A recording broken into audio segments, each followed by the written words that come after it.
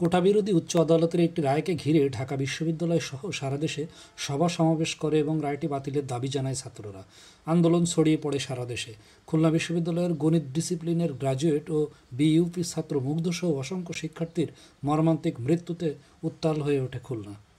জুলাই আন্দোলনে খুলনার সেই ভয়াল দিনগুলোর কথা বলেন খুলনা অনলাইন জার্নালিস্ট অ্যাসোসিয়েশনের সভাপতি মাহবুবুর রহমান মুন্না। জুলাই আন্দোলনের বিপ্লবের দিনগুলো আসলে ভোলার নয়। খুলনার রাজপথও ছিল সারা দেশের ন্যায় উত্তাল, কিন্তু একটু ব্যতিক্রম ছিল, কারণ স্বৈরশাসক শেখ হাসিনার বংশধররা ছিল খুলনার মাটিতে। তারা কিন্তু অত্যন্ত প্রতাপশালী ছিল, যে কারণে কিন্তু এখানে শিক্ষার্থী, সাধারণ যারা জনতা, তারা কিন্তু অনেক ভয়ের মধ্যে, আতঙ্কের মধ্যে রাজপথে নেমেছে।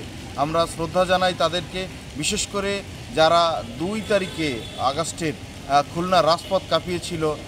বিশেষ করে শাফিল, তার চোখে গুলিবিদ্ধ হয়, সেই দৃশ্য কিন্তু ভোলার নয়। আন্দোলনের একটি পর্যায়ে খুলনা শহর উপজেলাগুলো থেকে বিচ্ছিন্ন হয়ে পড়ে। পুলিশের রাবার বুলেট, টিয়ার শেল, কাঁদানে গ্যাসের প্রভাবে অসংখ্য মানুষ আহত হয়। খুলনায় 5ই আগস্ট নয়, 4ই আগস্ট খুলনায় বিজয় হয়েছে, কারণ ওই দিনই খুলনায় আওয়ামী লীগের অফিস, শেখবাড়ি গুড়িয়ে দেওয়া হয় এবং বিজয় উল্লাসে মেতে ওঠে শিক্ষার্থীরা।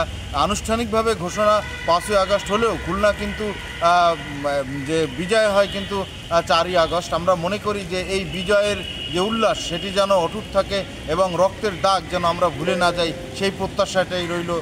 5ই আগস্ট বিজয় অর্জনের মধ্য দিয়ে খুলনা এক উৎসবের নগরীতে পরিণত হয়। সকল শ্রেণী পেশার মানুষ নেমে আসে রাস্তায়। খুলনা হয়ে ওঠে এক উৎসবের নগরী। মোহাম্মদ কামাল হোসেন, খুলনা জেলা সংবাদদাতা, বাংলাদেশ বেতার, খুলনা।